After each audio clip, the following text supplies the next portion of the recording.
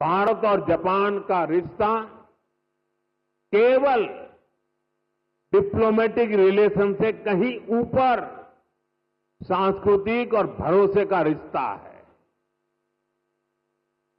हम एक दूसरे की प्रगति में अपनी प्रगति देखते हैं।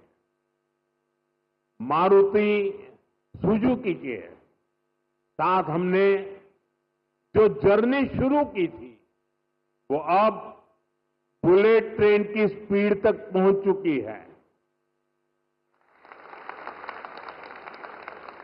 भारत जापान पार्टनरशिप की औद्योगिक संभावनाओं को साकार करने की बड़ी पहल यहीं गुजरात से हुई थी।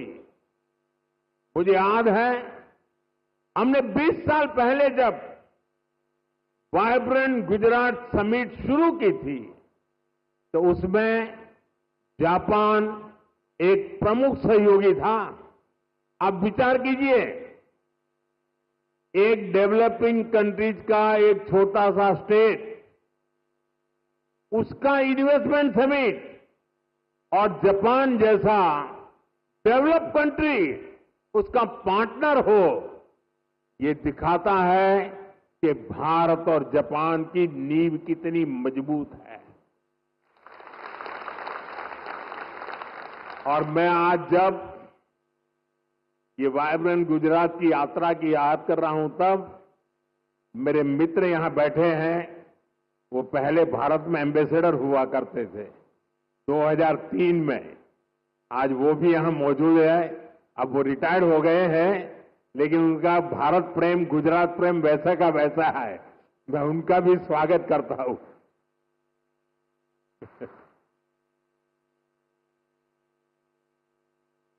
गुजरात के लोगों ने भी जापान के लोगों का उतना ही आत्मीयता से ख्याल रखा। हमने इंडस्ट्री से जुड़े रूल्स एंड रेगुलेशंस जापानी भाषा में प्रिंट करवा कर दिए। जब मैं गुजरात में था, हर छोटी चीज पर मैं ध्यान रखता था। इवन मेरा जो विजिटिंग कार्ड होता था ना, वो भी मैं जापानी में बनाता था।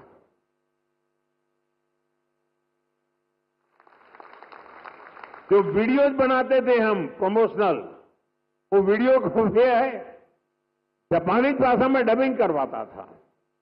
यानी मुझे मालूम था कि मुझे इस रास्ते पर बड़ी मजबूती से आगे बढ़ना है। और मैं सभी राज्यों को कहता हूं, आसमान खुला है भैया, आप भी मेहनत करो, आओ मैदान में, बहुत फायदा होगा।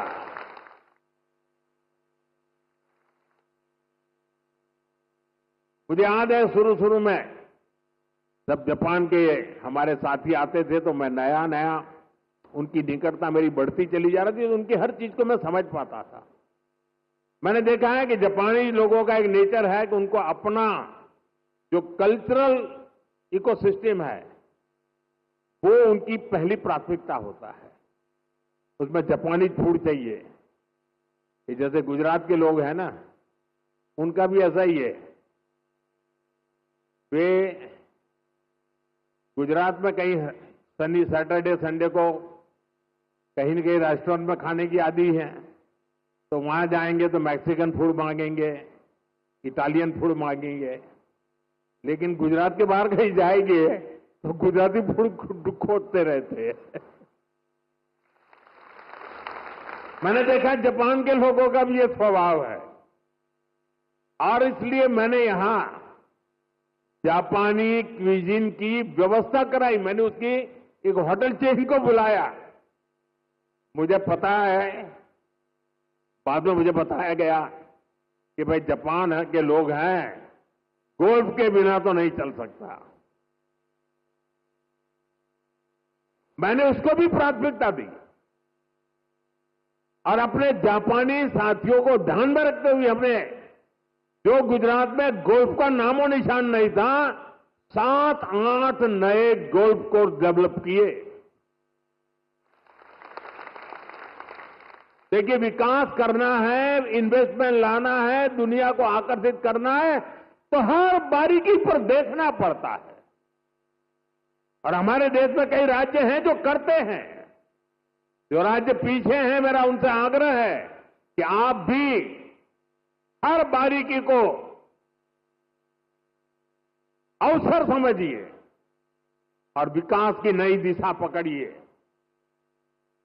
इतना ही नहीं साथियों, हमारे स्कूल में, हमारे कॉलेजेस में, हमारे यूनिवर्सिटीज में बहुत बड़ी मात्रा में जापानी भाषा सिखाने को प्राथमिकता दी जा रही है। बहुत सारे जापानी भाषा सिखाने वाले टीचर्स आज गुजरात में भी है। कई स्कूलों में जापानी भाषा सिखाई जा रही है।